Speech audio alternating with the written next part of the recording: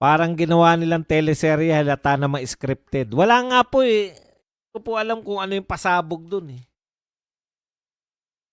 Tinago ni Pinky ang muka tapos ang ending, binuking ni Marcoleta ang mga pangalan. Kasi nga, kwenta yung testigo. Boss Pads, nasan po si Tamba? Nariyan. Nariyan lang kung sa. Magandang gabi, nakalike na po. Mag-rewind lang ako, kararating ko lang. Correct. Okay yan, Siberian. Baka galing na naman po yun kay Risa. Boss, sa tingin mo, ano ang moral lesson natin sa naging hearing kanina?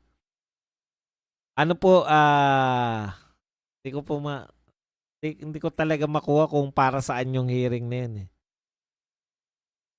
Hindi nyo, boss, sa tingin mo, boss, ako yung isa sa nakabalot yung mukha. Kay Kumaro, Tatay Badong, walang katuturan mga pink dilawan. Si Kong Tabi may kagandahan bill. Si Bam Aquino may kadena bill. Bakit wala si Gutesa? Hindi ko rin po alam eh. Circus ang Blue Ribbon. Tatay Badong, mas maniniwala pa ako sa Father Flaby. Magpapaputok.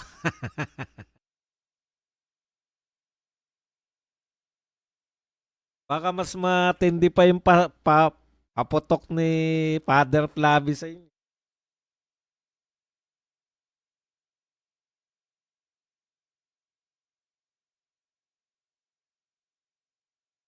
Nonsense na hearing, sayang ang gastos. Boss Bats, malaki kargada nung isang babaeng nakatakip ang muka. Sana maganda.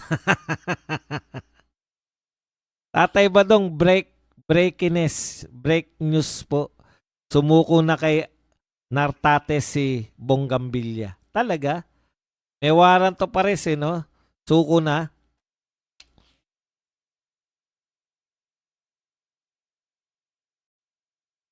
Boss Buds, yan. Comment lang po. Huwag po kayo mahiya. Huwag kayo mahiya magtanong. Huwag rin kayo mahiya magpakape. Yan, meron na. Good evening, Buds. Yan. Nolito Gregorio. Lagayan ng gatas. Menandro Orasyon. Hindi ko maituloy-tuloy yung joke ko na ano eh. Sa gatas ng ina pa lang ako. Sa Birada Agila. Ang hirap talaga pag 5 kayo. Pero okay na rin. Sundot-sundot lang. Sarsuela ang Blue Ribbon Committee hearing. Sa simula pa lang, duda na talaga ako sa maling coordinates. Unang sinabi ni Pinky sa kanyang presscon bago ang BRC. Malaki daw ang lagayan ng gatas ng witness. Tatay. Huwag kayong ganyan. Huwag yung mga yun, hindi natin kilala. Yung mga kakilala lang natin, yung mabubanat lang sa Duterte. Kayo.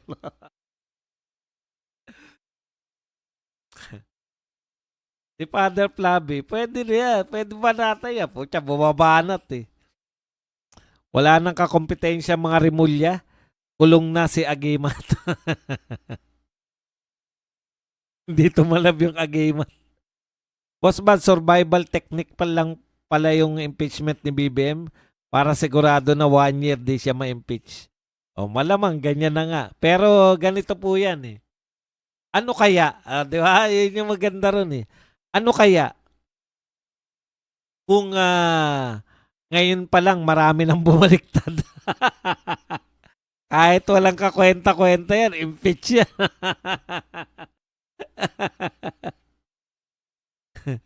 Pag nakakuha ng isa.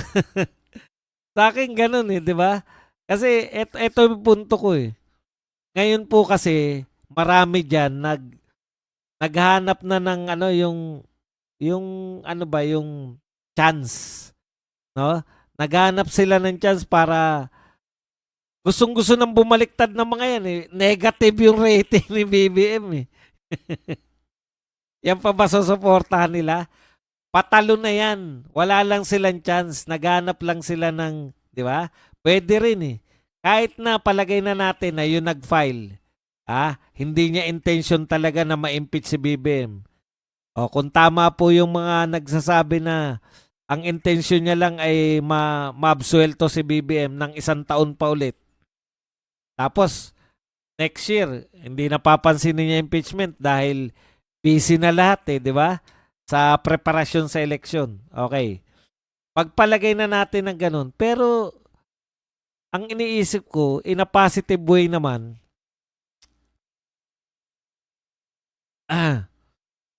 in a positive way, marami sa mga congressman natin kasalukuyan ay gustong-gusto nang magsitalon. Oh, ano kaya? Kung magtalo na biglang natuloy yung ano no, yung hearing. Yari. Boss Buds, uubo ka pag medyo nabubulol ka ha.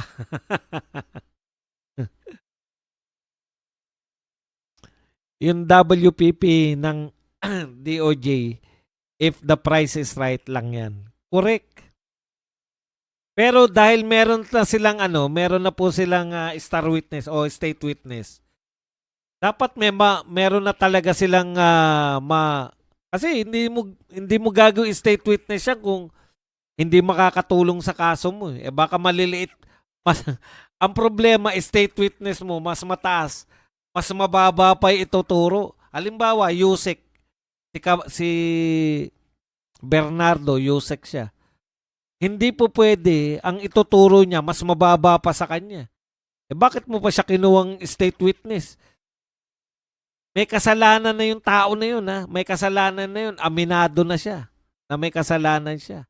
Tapos ang ituturo niya yung mas mababa sa kanya. Hindi dapat state.